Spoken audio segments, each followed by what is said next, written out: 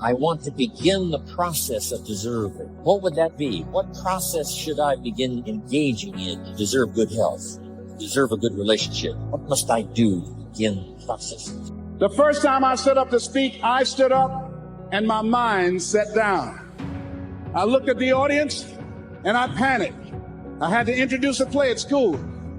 If you want to remember, dopamine, non-infinite but replenishable, how about not spend it at all? We're trying to find an idea and saying, hey, it's okay for me to keep making this type of a mistake. It's okay for me to keep saying the same thing over and over. It's okay for me to sound like a broken record with a hole in it, but nevertheless, I haven't put myself in a position to change you. No, you can do it, but you just don't want to do it.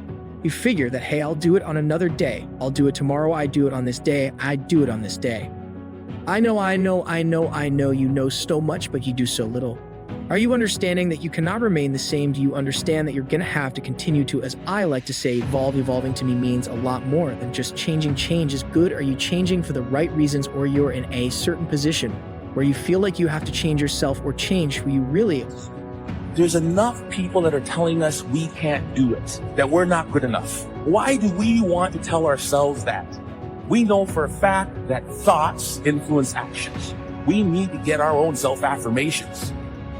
There need to be quiet moments in your bedroom, quiet moments when you're brushing your teeth, that we need to reaffirm, I am the captain of my ship and the master of my fate. It is your values. It is your ethics. It is how you make choices that get you promoted. It is not your strength. It is not your talent. It is not how you fight. It is not how you draw. It is not your intellectualism. It is your values. So that when you're backed up against the wall and you have to make a decision, true leadership is how you make decisions. Ran off, Mr. Washington. Mr. Brown, where are you going? Mr. Washington, I can't think, sir.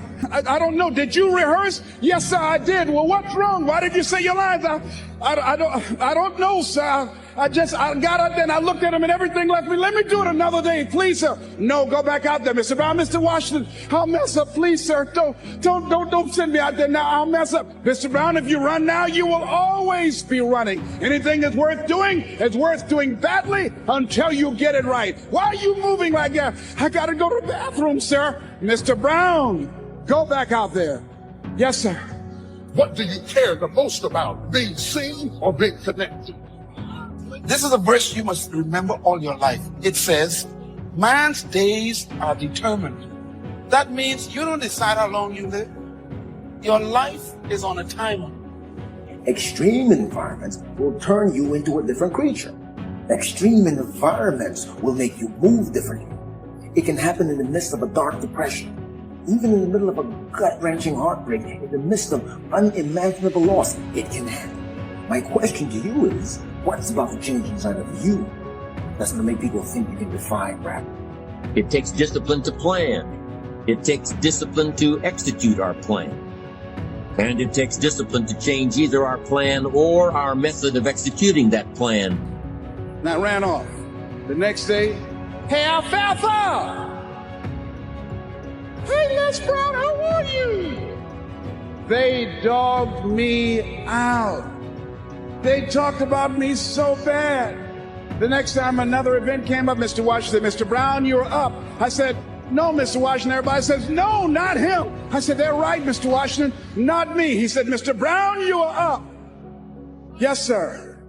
And I went out, and pretty soon, when people laughed at me, it didn't bother me. They would throw paper, and I can catch it without losing my concentration. The goodness in people and you yourself. Why you hold on to things that you cannot do anything about if it's not meant to be fixed? Leave it alone and start doing the best that you can to be the best makeup of who you are as a person. It's time for you to start moving on with your life. Today is today, but tomorrow is a new day, and we don't know exactly what tomorrow is going to bring, but let's just hope that we're all in it together, making the possibilities of reality. People around you today, look at what's going on in our world, look at what the society that we're living in, look at what we have become. As a people, we're stressed out, we're worried. How about use what the casinos use in order to keep yourself into a state of motivation? So if you are checking off the boxes, I did this behavior, this new habit, that new habit, that new habit, great, do that. But don't celebrate every win. Celebrate random intermittent wins. Think about this. You're, what do you guys call it? Behind glass. Every time you miss, the next trial is the one you're paying the most attention to. When you hit, you'd think, oh, the next one I'm good. No, the next one, why would you be good? You just succeeded. Why would your nervous system pay attention to what happens next? When you succeed, your nervous system goes, oh, that happened that way. And it's a little relaxation. It's a little relaxation. So errors, we know, cue up the forebrain, and it increases activity in the prefrontal cortex. I don't get behind glass, but I've thrown darts in a bar. And you're up there are people watching, and we used to do this in graduate school. This little bar in Davis, and we'd throw darts, and and you miss, you're really, it's almost that little anger, and the next one, you're completely dialed in. My college career was over. I got offered a job to become a hospital administrator. 2-year program, $75,000 job.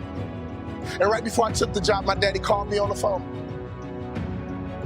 Let me tell you about my daddy. When I was a little boy, my daddy would always pick me up. When he came home from work, he'd pick me up. No matter how long he worked, no matter how tired he was, my daddy would always pick me up. So when I had my kids, I would always pick up my kids. When I got home, sometimes I was tired. They have a bottle in one hand, and they just lifted up the other hand, and they knew what daddy was supposed to do. My job was to pick them up. This is a spiritual interaction. When you pick up a child, it is a spiritual transaction.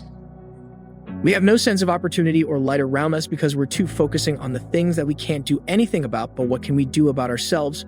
What can we change within us? We're being distracted. We're being misled. We are afraid we're letting things control us instead of us taking control of our own lives and being strong each and every day of our lives. I made it this far for a reason. You made it this far for a reason. Now it's up to you to make a difference. Now it's up to you to keep moving on. Stop putting yourself in a box. Stop stressing so much, stop worrying so much, and take the life that is in your hands and make it count. Ladies and gentlemen. But then you're like, bullseye, bullseye. And when you make it, the next one, you're not paying as careful attention to your motor patterns. So you might get lucky, but you're not learning. So errors are key to learning. And the proper ratio of errors to successful trials for optimal learning is very clear from machine learning and from human learning. It's the 85-15 rule. How difficult to make a task should be 85% of the time you're performing it correctly, 15% of the time you're performing it incorrectly. More or less, plus or minus 2%, if you want to optimize learning. 85% you get it, 15% you miss. Yeah, that's about the right level of difficulty for motor skill learning, cognitive learning, etc. Any more than that, putting too much of a demand on the attentional systems. Any less, you're putting too little demand on the attentional systems. That's what the machine learning shows in humans. That's what the machine learning algorithms based on human learning. That's what the animal data show. And of course, there'll be some variation on this. But if people are saying, oh, I want to teach these kids Spanish. You're waiting for a handout. Maybe you're waiting for a pat on your back. Maybe you're waiting for someone to hold your hand. Can't. What is it doing for you now? Cat is not something that you need to be. Holding on to can't doesn't do anything for me. And it shouldn't do anything for you. What it is that you are seeking in your life and what it is that you are going for in your life cannot be attached to it. It takes much more than the word can't. It is a word that should never exist in your life. Whatever mistakes that you are making, whatever failures that you have faced, embrace it and carry on. Because the word can, it ain't gonna care nothing about you anyway. It doesn't love you. It doesn't care about you. And when you have the word can in your mind, excuses will follow. When you pick up a child, you change their perspective. When you pick up a child, all of a sudden they can see the world the way you see it. I don't care what your children have done. There is nothing they can do for you to stop picking them up. Well, my daughter's a drug addict. I don't care. Pick her up. My son messes up. I don't care. Pick him up. I don't care. That is your job, mama. That is your job, daddy.